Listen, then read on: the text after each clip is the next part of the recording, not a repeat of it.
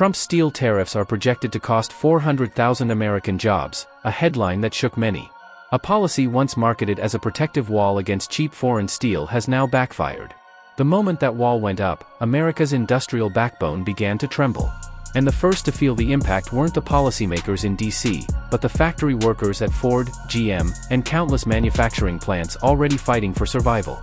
What once looked like economic strategy on paper is now playing out in real life, impacting families, paychecks, and dinner tables across the country. So how did a move meant to shield jobs end up destroying them? Who's reaping the rewards, and who's being sacrificed silently?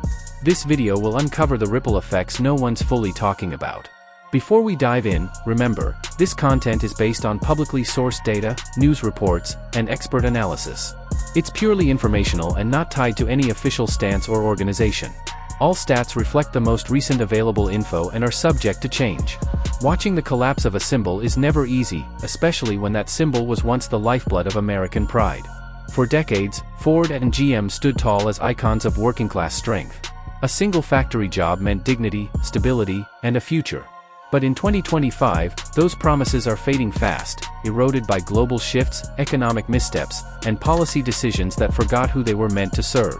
Recent financial reports show Ford posted a $2 billion loss in 2025 alone, $800 million of which came just in the second quarter, making it one of the company's worst-performing quarters in a decade.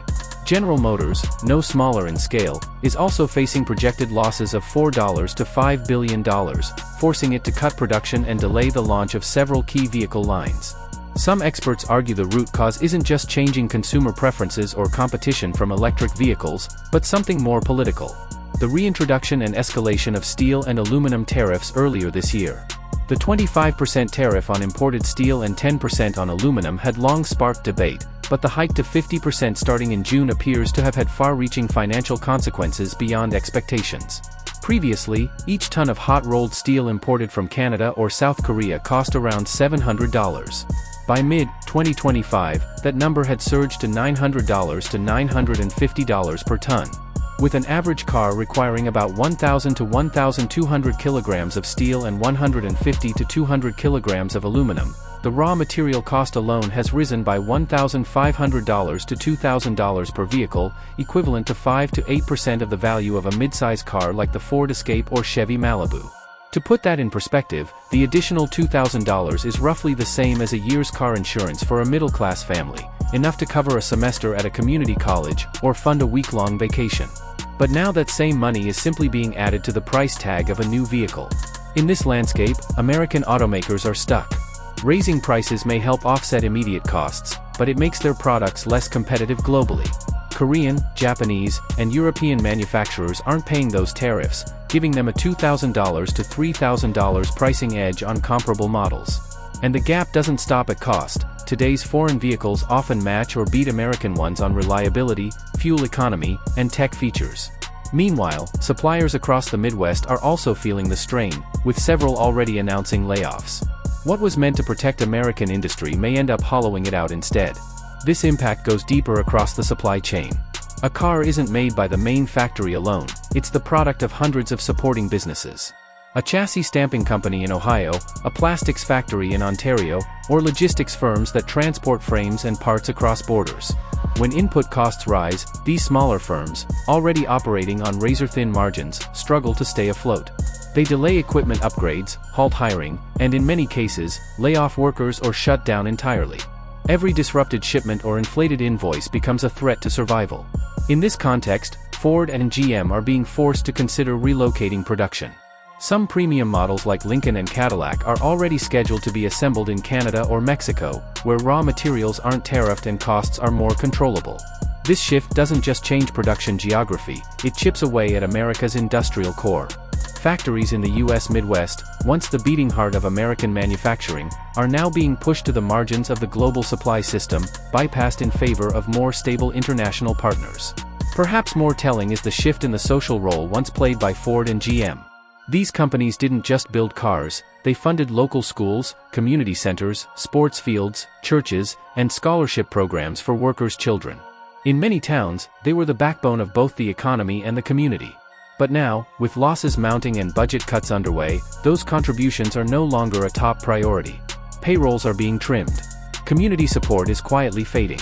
This isn't just about profits and losses, it's the unraveling of a production model that once defined the identity of the American Midwest. One that allowed a factory worker to raise a family, send their kids to college, and retire with dignity. If even icons like Ford and GM are struggling under the weight of steel tariffs, what chance do smaller workshops and family-run suppliers have, businesses that don't have lobbying power, offshore options, or room for error? Perhaps no one would have mentioned it if not for accidentally passing by a once bustling parts workshop in suburban Michigan. The sign still hangs. The hydraulic press inside is covered in dust. But instead of the 120 workers it employed in the 2000s, only 12 people now quietly work in a mostly empty space. You can still see faded safety posters on the walls and half-empty coffee mugs left on a corner shelf. It's not just the machinery that's idle, it's an entire generation of pride, purpose, and paycheck. The question arises, when a steel mill is saved by tariffs, who will step in to save the people losing their jobs around it? According to a report by the Trade Partnership, an estimated 400,000 jobs in the U.S. have been lost in industries directly or indirectly tied to steel within just 3 years since tariffs were first implemented and then intensified. This is not a speculative figure but a measurable outcome across real-world supply chains where steel is not just a material, but the very foundation of entire production processes. When comparing jobs gained versus jobs lost, the report suggests that for every one job protected in the steel industry through tariffs, up to 16 others are lost in steel-using sectors. The reasoning is fairly straightforward. While large steel producers may have the leverage to negotiate better input prices or receive direct subsidies, smaller businesses, like precision parts shops, electronics manufacturers, or auto component assemblers, often lack the financial room to absorb sudden spikes in material costs.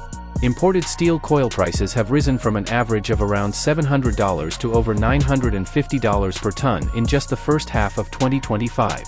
For small manufacturers that consume 100 to 200 tons per month, this adds $40,000 to $50,000 in extra cost per quarter, enough to make them halt hiring, delay equipment upgrades, or in many cases, lay off staff.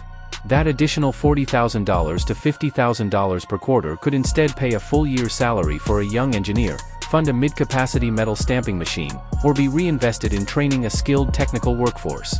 And when that reinvestment disappears, so do the dreams of thousands of workers and their families, not in headlines, but in quiet resignations, cancelled home purchases, and shuttered community spaces.